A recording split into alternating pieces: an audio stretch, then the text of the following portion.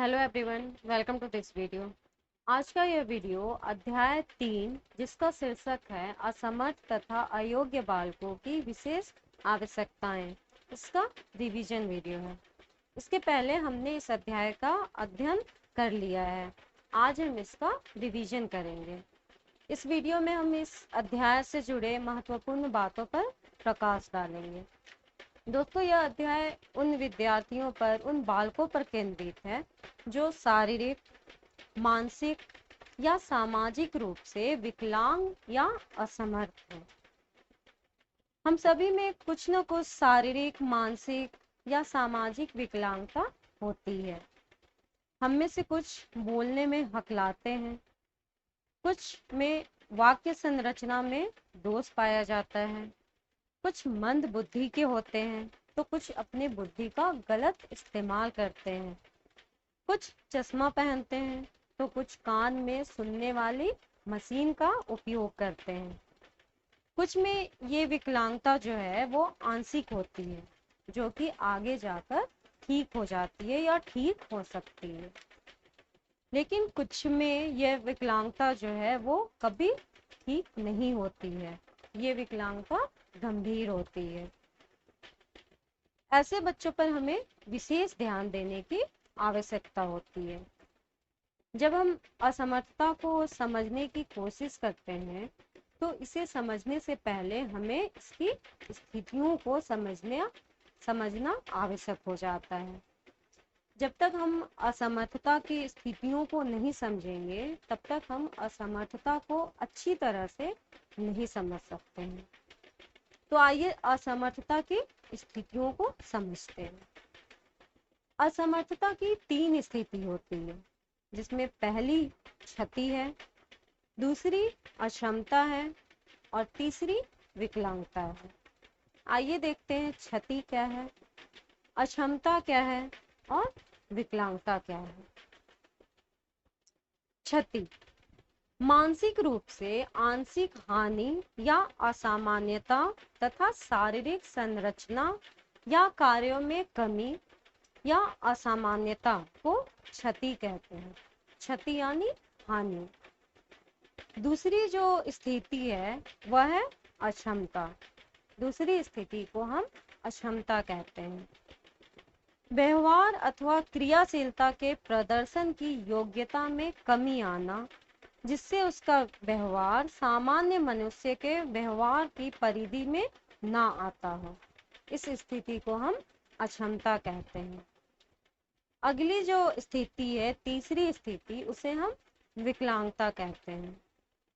किसी क्षति अथवा अक्षमता से किसी व्यक्ति को होने वाला वह नुकसान जो उसे उसकी आयु, लिंग, सामाजिक तथा सांस्कृतिक कारकों से संदर्भित सामान्य भूमिका को निभाने से रोकता हो, इस स्थिति को हम विकलांगता कहते हैं। अब आइए देखते हैं विशिष्टताओं के प्रकार के बारे में। विशिष्टताओं के प्रकार में पहला प्रकार होता है शारीरिक अक्षमता से युक्त बालक। दूसरा प्रकार है मानसिक अक्षमता से युक्त बालक और तीसरा प्रकार है सामाजिक अक्षमता से युक्त बालक। अब हम एक एक करके इन तीनों प्रकार के बारे में विस्तृत जानकारी हासिल करेंगे।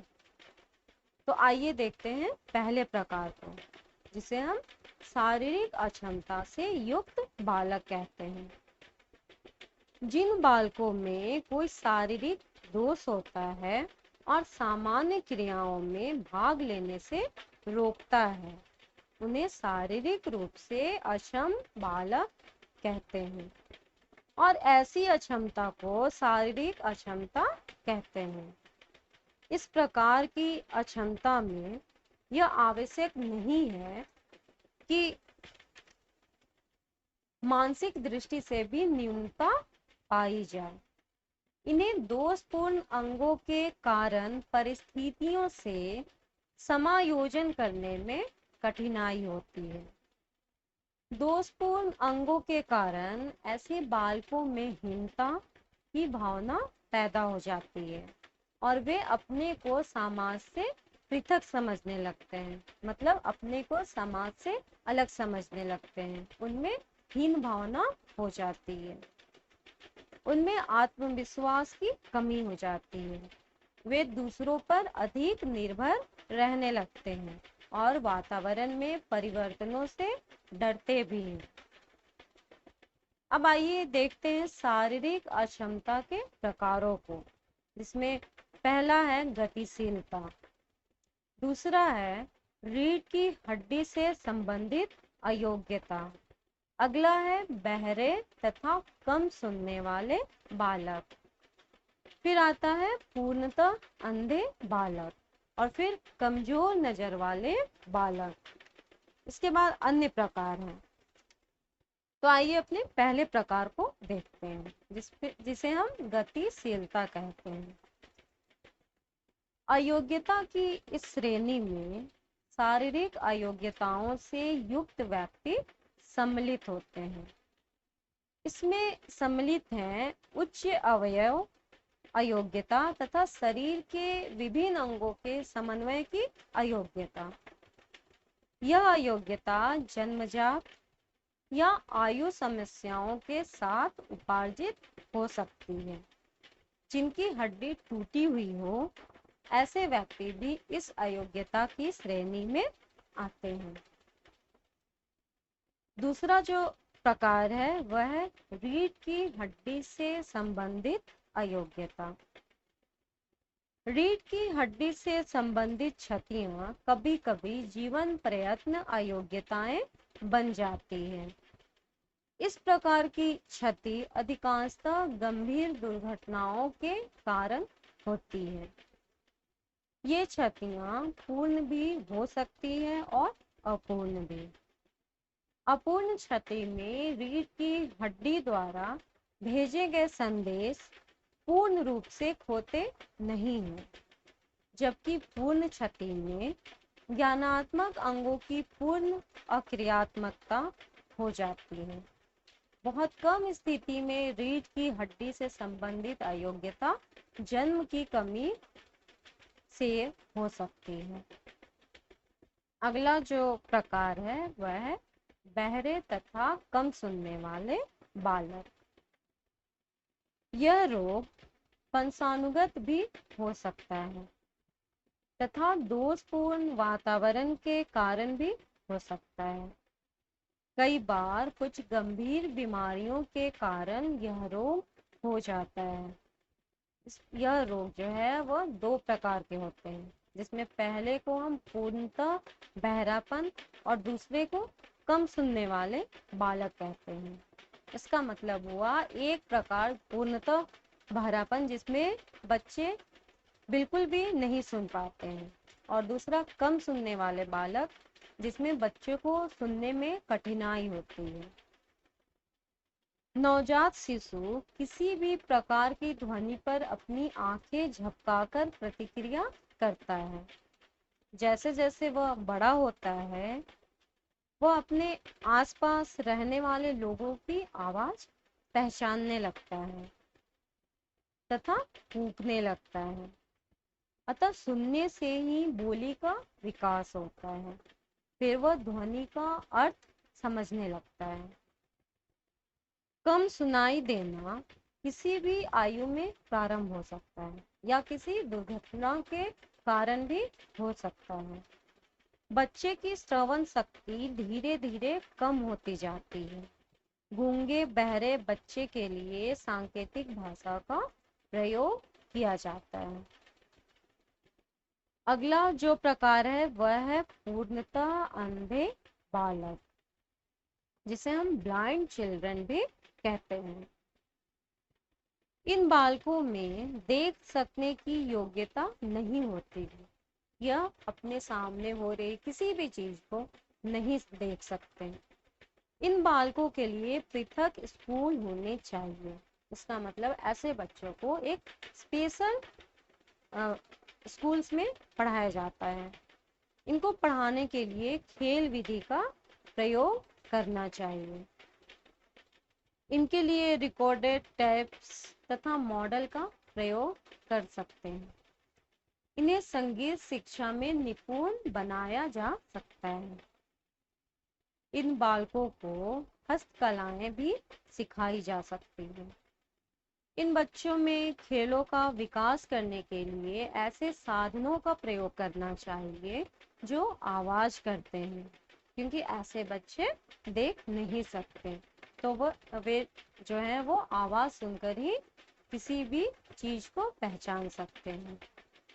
अंधे लोगों के पढ़ने लिखने के लिए श्रवण संबंधी तथा निपुणता युक्त सहायताएं देनी चाहिए। इन बालकों के पढ़ने लिखने की मूल शैली टाइपराइटर के समान वाइड युक्त होती है। अगला प्रकार है कमजोर नजर वाले तथा अंधे बालक। अंधता पूर्णता हो या आंशिक, यह जन्मजात हो या किसी दुर्घटना के फलस्वरूप हो गई है। दोनों ही प्रकार की अंधता में बच्चों में हीन भावना का विकास हो जाता है। उनमें आत्मविश्वास की भी कमी हो जाती है। वे अपने को दुनिया से अलग समझने लगते हैं। इन बच्चों के लिए विशेष देखभाल की आवश्यकता होती है। कम अंधता वाले बालकों के लिए निम्नलिखित व्यवस्थाएं की जा सकती हैं। आइए देखते हैं ऐसे बच्चों के लिए क्या क्या व्यवस्था करनी चाहिए। जिसमें पहला है, इनका पाठ्यक्रम, कक्षा तथा विद्यालय पृथक होना चाहिए, मतलब इन्हें अलग स्कूल में पढ़ाना चाहिए। दूसरा है, कक्षा में ब्लैक बोर्ड का स्थान उपयुक्त होना चाहिए, जिससे प्रत्येक बालक सरलता से देख सके। अगला जो है वह है, कक्षा में उपयुक्त प्रकाश की व्यवस्था होनी चाहिए।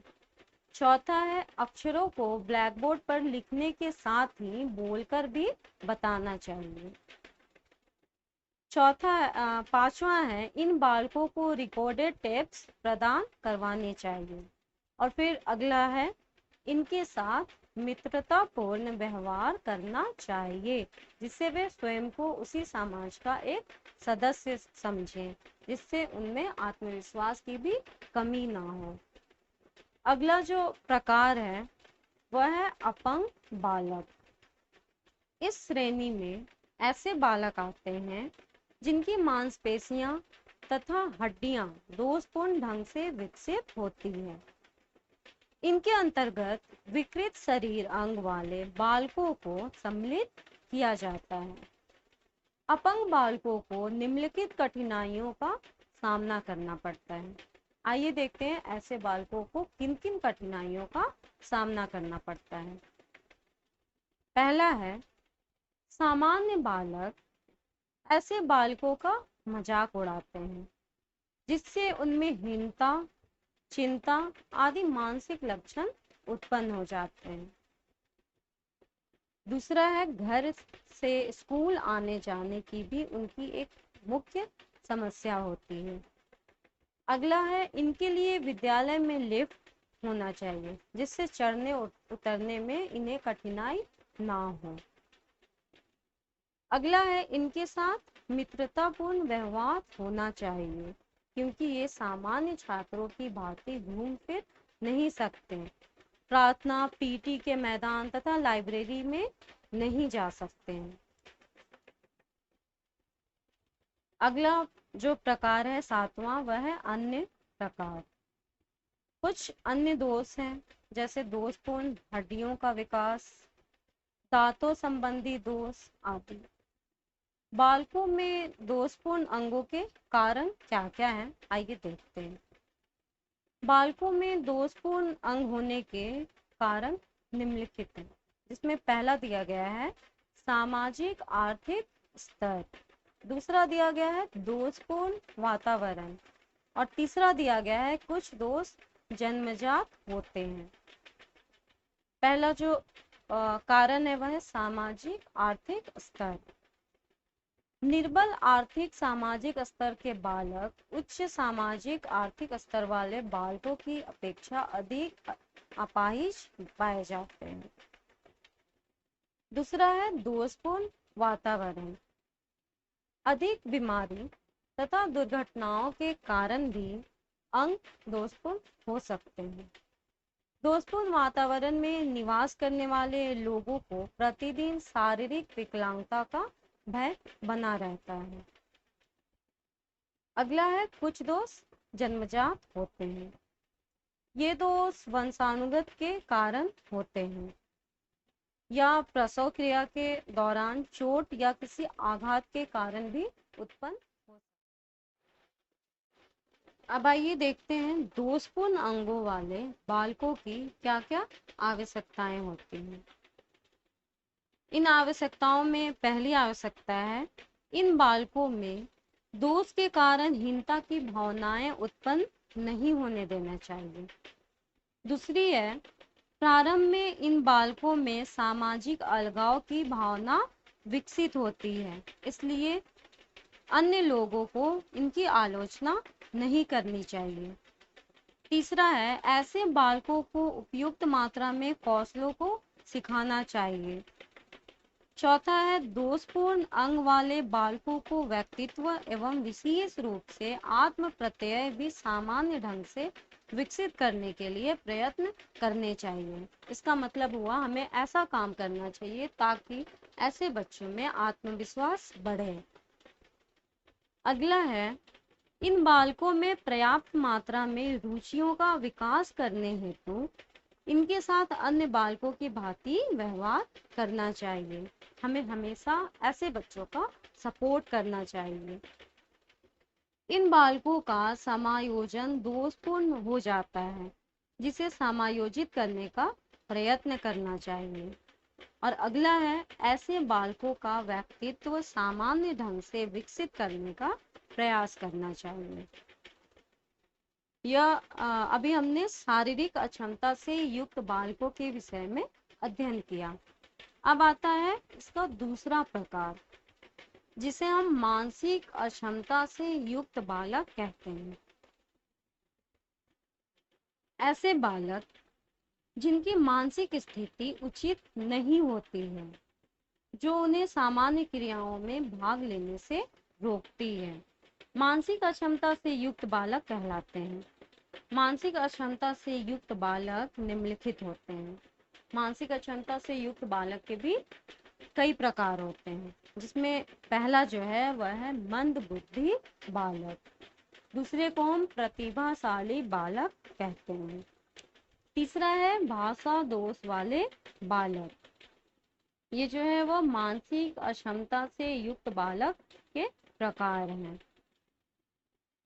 आइए देखते हैं पहले प्रकार को, जिसे हम मंद बुद्धि बालक कहते हैं। इस प्रकार के बालकों में सीमित मानसिक विकास पाया जाता है। यह बालक प्रशिक्षण द्वारा पूर्णतः ठीक किए जा सकते हैं। यह अपनी सहायता के लिए अयोग्य होते हैं। ऐसे बालकों को मंद बुद्धि बालक कहते हैं। अब देखते हैं मंद बुद्धि बालकों की आवश्यकताएं क्या क्या होती हैं। इन बालकों की शिक्षा के लिए निम्न प्रबंध करनी चाहिए, जिसमें पहला है, इनको विशेष रूप से बनाए गए मंद बुद्धि विद्यालयों में शिक्षा देनी चाहिए।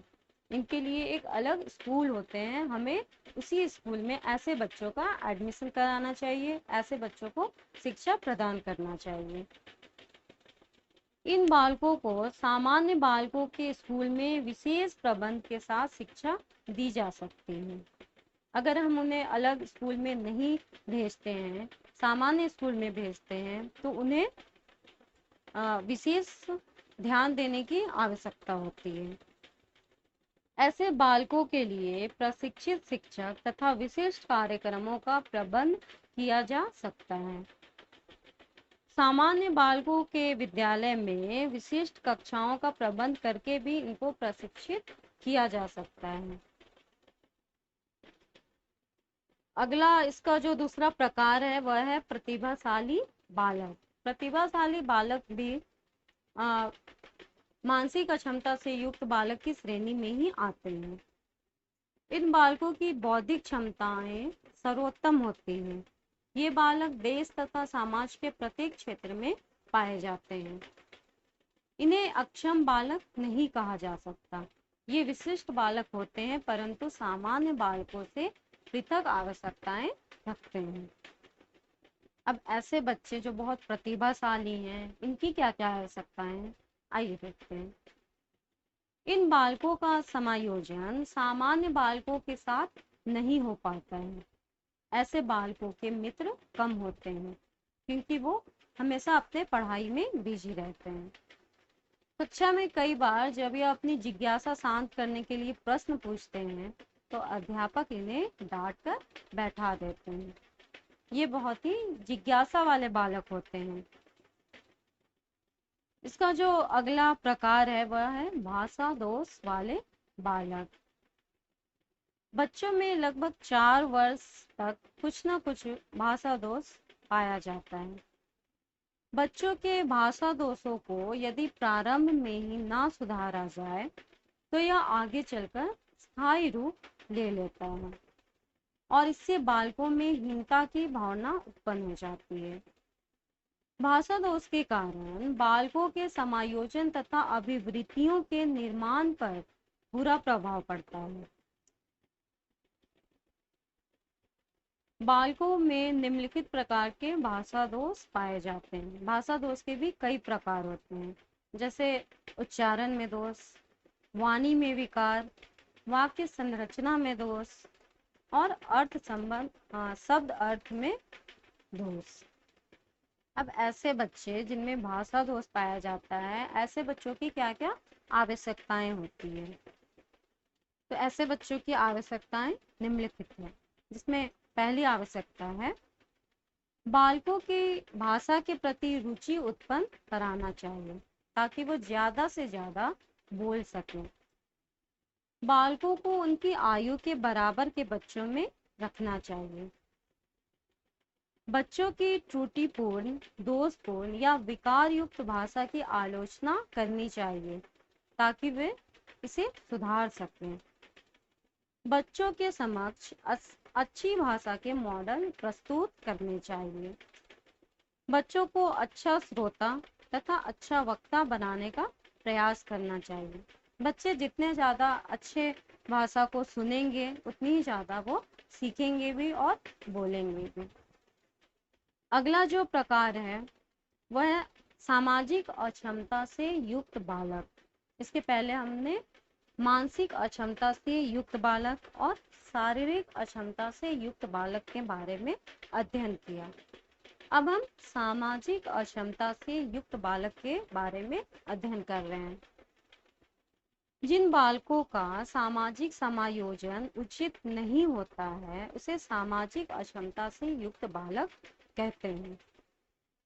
सामाजिक अक्षमताओं से युक्त बालकों के निम्न प्रकार हैं, जिसमें पहला प्रकार है समस्यात्मक बालक, दूसरा है पिछड़े बालक या धीमी गति से सीखने वाले बालक, तीसरा है संवेगात्मक कुसमायोजित बालक, फिर है सामाजिक विरोधी व्यवहार वाले बालक और फिर है अपराधी बालक।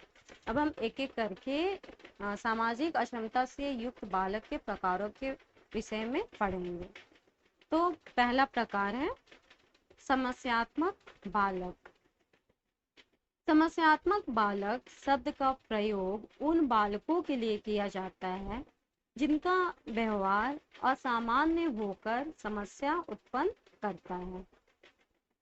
समस्यात्मक बालकों के लिए यह आवश्यक नहीं है कि वे कक्षा में पिछड़े बालक हों या इनकी मानसिक योग्यता औसत दर्जे से कम हो। समस्यात्मक बालक के लिए यह आवश्यक नहीं है कि वे अपराधी बालक हों। ऐसे बालक 2-4 वर्ष तक ही समस्यात्मक रहते हैं। थोड़े समय के बाद उनका व्यवहार सामान्य बालकों की श्रेणी में आ जाता है। ब्रीडेन ने 28 प्रकार के समस्यात्मक बालक बताए हैं, जिनमें से प्रमुख निम्नलिखित हैं। जिसमें पहला दिया गया है धोखा देने वाला, दूसरा है चोरी करने वाला, सामग्री नष्ट करने वाला, यौन संबंधी दुराचारी, आज्ञा का उल्लंघन करने वाला, पढ़ाई न करने वाला, कक्षा से भागने वाले, गंदी भाषा बोलने वाले, झूठ बोलने वाले, ऐसे बच्चे जो हैं वो समस्यात्मक बालक की श्रेणी में आते हैं।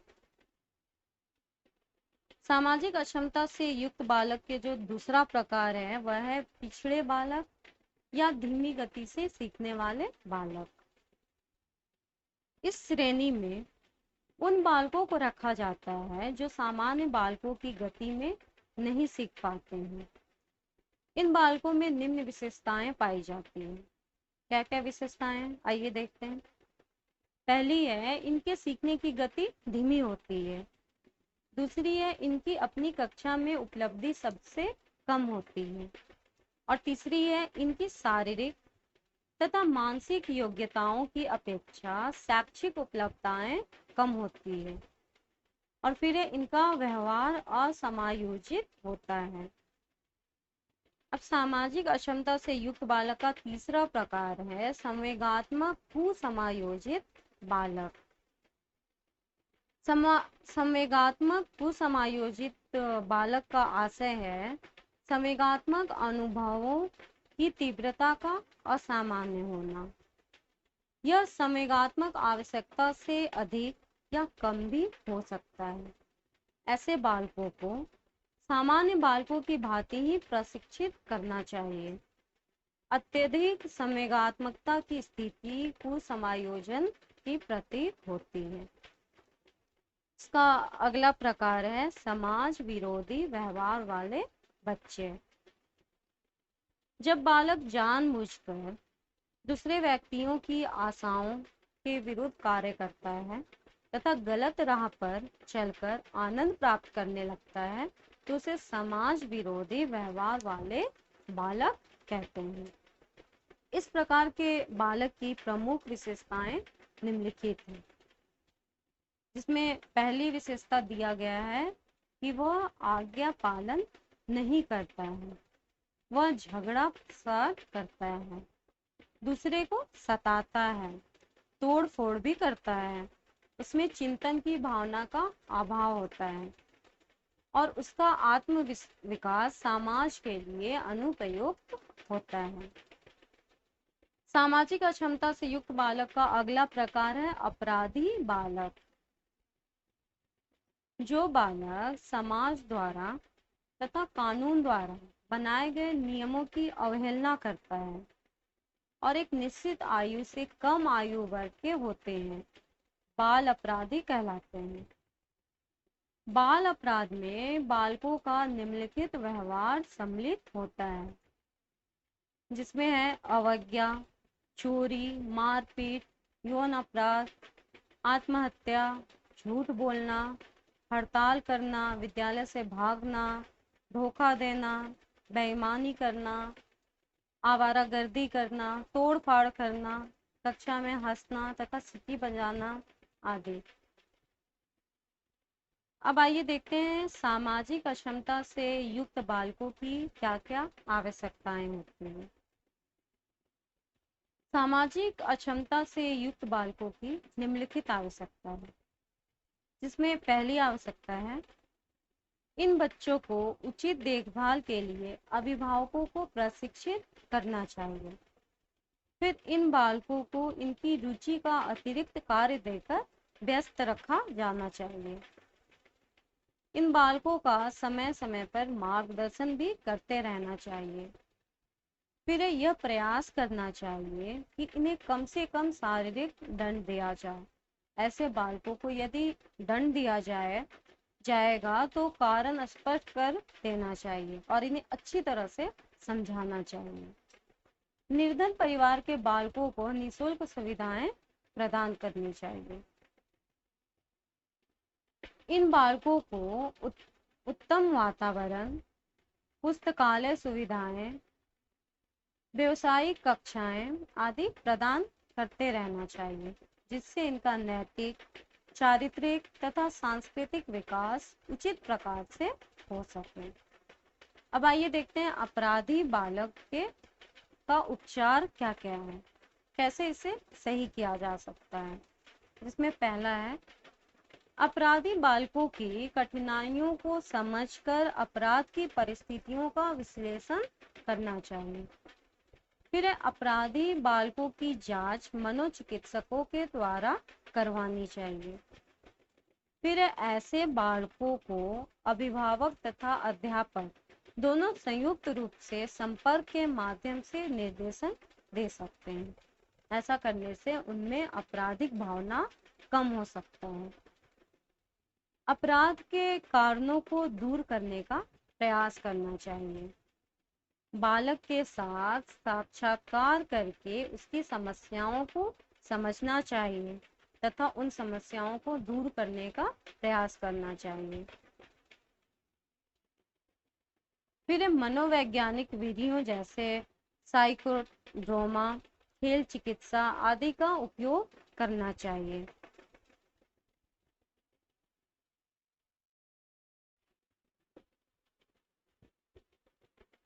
तो आज के इस वीडियो में हमने पढ़ा असमर्थ तथा अयोग्य बालकों की विशेष आवश्यकताओं के बारे में, जिसमें हमने असमर्थता को समझने का प्रयास किया, उनकी स्थितियों के बारे में पढ़ा, जिसमें पहली स्थिति क्षति है, दूसरी अक्षमता और तीसरी विकलांगता है। इसके बाद हमने विशेषताओं के प्रकारों को देखा। विशेषताओं के 3 प्रकार हैं, जिसमें पहला है शारीरिक अक्षमता से युक्त बालक, दूसरा है मानसिक अक्षमता से युक्त बालक और तीसरा है सामाजिक अक्षमता से युक्त बालक। फिर हमने एक एक करके इन तीनों प्रकार के बारे में अध्ययन किया। इसके बाद हमने अपराधी बालक के बारे में भी पढ़ा और ऐसे बालकों की क्या क्या आवश्यकताएं होती है, इसके बारे में भी अध्ययन किया।